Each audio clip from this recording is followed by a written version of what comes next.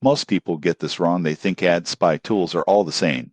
But Anstrix actually stands out if you're serious about digital advertising. The surprising truth is that it doesn't just show you ads, it gives insights that can completely change your ad strategy. Here's my honest review. Anstrix is an ad intelligence platform that tracks native, push, and pop ads across multiple networks. You can see what your competitors are running, which ads are trending, and how long campaigns have been active. For example, I used it to analyze push notifications for a product in the health niche and discovered several high-converting creatives I would have never thought of on my own. The platform is incredibly detailed. You can filter by country, device, ad network, and even ad format. It also shows landing pages and creatives, so you know exactly what's being tested. Most people get overwhelmed by the data, but Anstrix organizes it cleanly, making it easy to analyze and implement ideas. Pricing is reasonable for marketers who rely on ad intelligence. There's a monthly plan for individuals